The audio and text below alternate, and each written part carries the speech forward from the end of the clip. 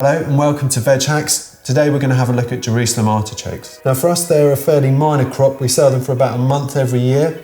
We used to grow them on the farm here about 7 or 8 years ago, but since then they've been grown for us about 40 minutes up the M5 by the Farley brothers who grow our potatoes and our carrots as well. Now these aren't actually artichokes, in fact they're related to sunflowers, and this becomes really obvious when you see them in the summer in full bloom. They have a really tall frame with a bright yellow flower on the top, and after that kind of dies back they set the tubers in the ground and they store really well in the ground. They're fairly frost resistant and they're a grower's delight really because they have very few pests and they kind of can be left to their own devices. Now they get lifted and we probably keep back about 1/5, maybe 1/6 of that crop to plant for next year's. We seed from each year's crop, so you can kind of grow them year after year and using them almost like you would potatoes, putting them in the ground, letting them sprout back into flower. Now I'm going to show you some ways to prep and cook these. I'm going to show you a straightforward recipe, but in many ways this video is actually a defense of the artichoke because it has a bit of a bad and a bit of a thunderous reputation. It produces in many people terrible wind. Some people find that uncomfortable,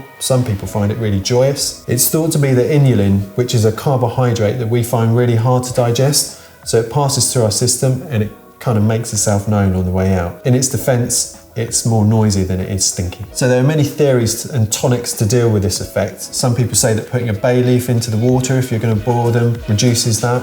Some people say if you cook them for a long time. There's also a theory that if you are prone to eating probiotics and lots of fermented and gut healthy food, that you feel less effect. And then some people just say they feel no effect and some people say they just can't go near them. Now with that negative aside, what you do get rewarded with is a seasonal veg with a really unique flavour and texture. Now the flavour is sweet, it's often described as nutty, which is true, but also I'd say there's a bit of smokiness in there, especially when you leave the skins on. And the texture is creamy and slightly fudgy when you cook it for a long time, but also unlike a potato, which you could relate it to in terms of taste and texture, you can eat it raw.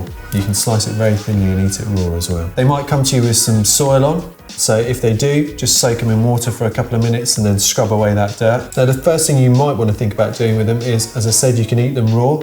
Now the Italians do a dish of just sliced raw artichoke, dressed with some olive oil, a squeeze of lemon juice, some salt and some pepper maybe. You want to cut them very thin if you do this. You might want to use a mandolin if you're brave enough, if not a sharp knife, and just take the time to make sure that they're wafer thin. If you want to be a bit more refined in your cooking, you can peel them, you can take the skins off. They're quite gnarly. This variety isn't as bad as some are, but you can use a speed peeler. If you've got those little nooks and crannies, you can get the tip of a teaspoon in there and just clear those out with that. And that's really good if you want to do a soup. The skins don't blend terribly well into a soup, so you get this beautiful, clear, almost white creamy soup. You can steam them for maybe 5 or 6 minutes and then saute them in a pan and get a bit of colour on them, or you can make an amazing puree with them.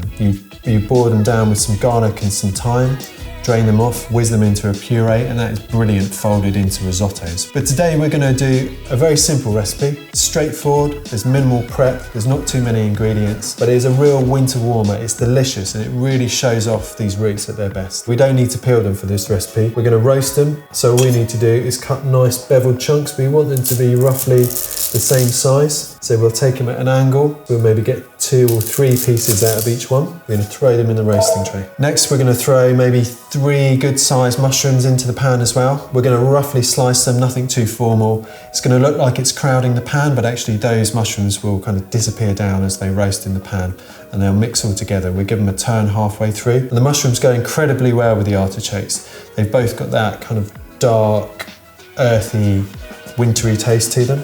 Perfect bedfellows. Next, give them a few glugs of olive oil, season them well with salt and pepper, and then I add a little squeeze of lemon juice to them as well, and give them a good turn in the pan. Now slide them into a preheated oven. You want it at about 200 degrees C. They should take about 30 to 40 minutes. We'll give them a turn halfway through. You'll kind of know when they're ready when they start to darken at the edges. So while they're roasting in the oven, we're going to prepare some herbs and some garlic and a little bit of lemon zest, and we're going to throw them on there for like the last 5 minutes just to heat through and just to release their flavour. So we're going to take a generous sprig of rosemary.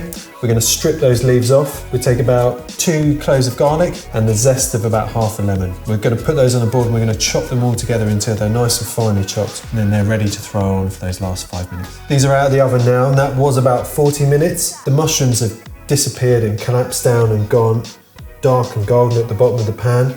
The raw edges come off the garlic. You can smell the herbs coming off the pan, and those artichokes, slightly crisp at the edge and soft and fudgy in the middle as well. Perfect. We're going to plate these up, and I would serve these with a wedge of lemon on the side, and you can add that lemon just to give it a tiny little lift if you think it needs it. So this is roasted artichokes with mushrooms, rosemary, garlic and lemon. It's a perfect introduction to these divisive little roots. I firmly suggest you give them a go. They're absolutely delicious. Nutty, smoky.